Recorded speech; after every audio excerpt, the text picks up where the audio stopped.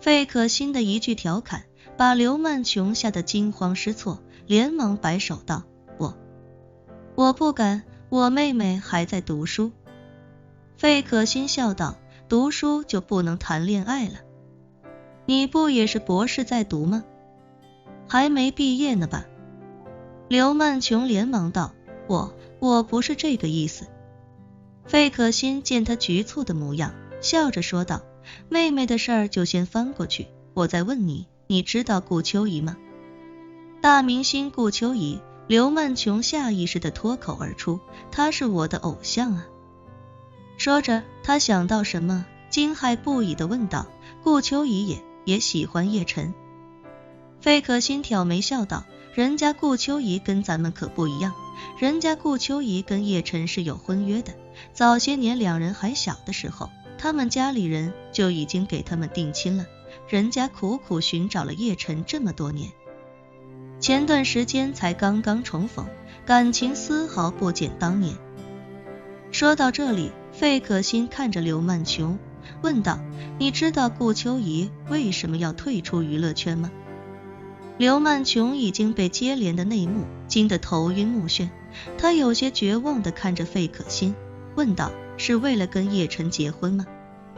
费可欣笑道：肯定是啊，这还用想？刘曼琼道：可是叶晨已经结过婚了啊。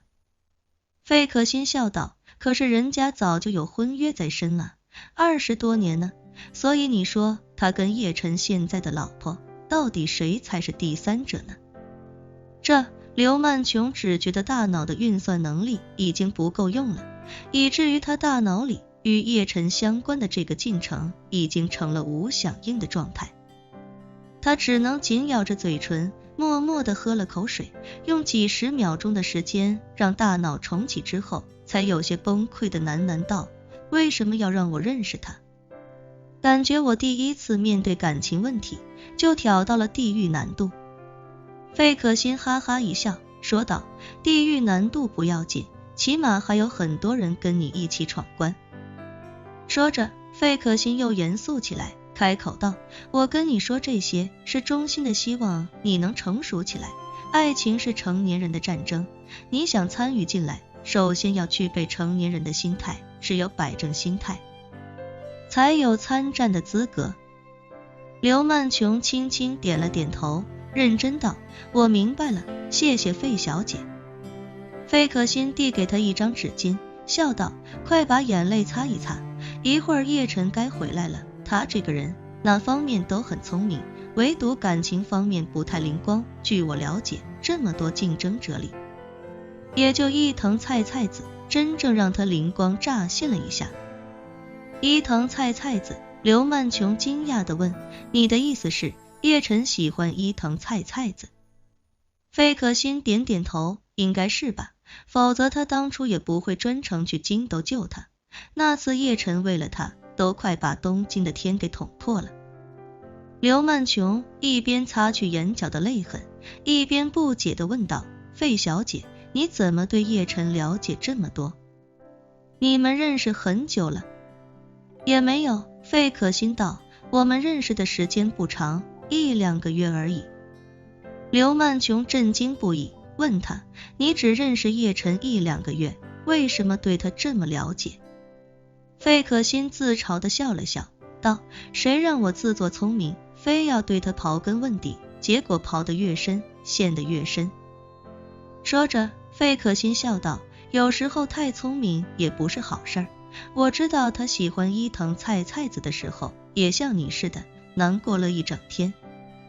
刘曼琼更是不解：费小姐，你是怎么知道的？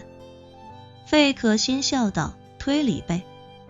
说着，费可欣娓娓道来：首先，据我所知，伊藤菜菜子当初在金陵比赛的时候受了重伤，媒体一度说她有生命危险，就算活下来，可能也要终生卧床，这是线索一。其次，叶晨在伊藤菜菜子受伤回国后不久，就出境去了日本，明面上是去收编日本的小林制药，但东京紧接着就发生了一系列极其严重的暗杀事件，几大家族杀红了眼。就连伊藤菜菜子的爸爸伊藤雄彦都险些在那次乱斗中丧命。但你知道有意思的是什么吗？刘曼琼不解地问。是什么？费可欣认真道，有意思的是，日本几大家族死了那么多人，其中一个家族还被灭了门，伊藤雄彦也因为受了重伤被截掉了双腿。但是在那之后，重伤的伊藤菜菜子竟然奇迹般的痊愈了，而且还出面接手了伊藤家族。你猜是为什么？刘曼琼摇了摇头，我猜不出来，难道是医学奇迹？费可欣笑了笑，哪有那么多医学奇迹？真正有医学奇迹的是叶晨，他有2种价值连城的丹药，一种叫回春丹，另一种叫散血救心丹，后者能治百病，疗千伤，前者就更了不得了，甚至能让人年轻20岁。刘曼琼惊讶地问，真有这么神奇的丹药？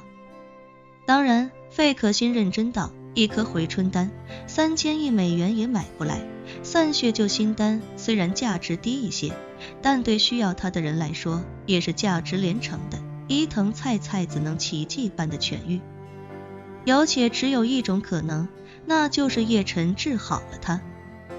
说到这，费可欣满脸羡慕之情地说道，我不知道伊藤菜菜子强在哪里，但我知道他在叶晨心中一定非常重要。刘曼琼震惊之余，忽然想起什么，于是他下意识地从自己的手提包里拿出叶晨送他的大力丸，递到费可欣面前，开口问道，费小姐，你看这是什么丹药？费可欣看到他手中的小木盒，整个人如遭雷击一般，脱口道，这是回春丹吗？刘小姐，你从哪得来的？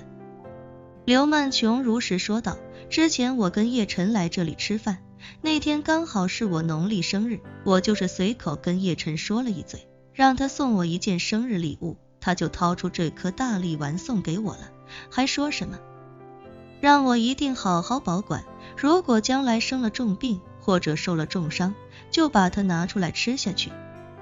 费可欣怔了许久，恍然道，那这么说来，这应该是散血救心丹了。说着，他看着刘曼琼的眼睛，表情极其复杂地说道，刘小姐，叶晨应该真的很在乎你。你可能不知道，这颗丹药无数人求之而不得，即便是我爷爷垂死关头，我跪在地上求他，也只为我爷爷求得了半颗。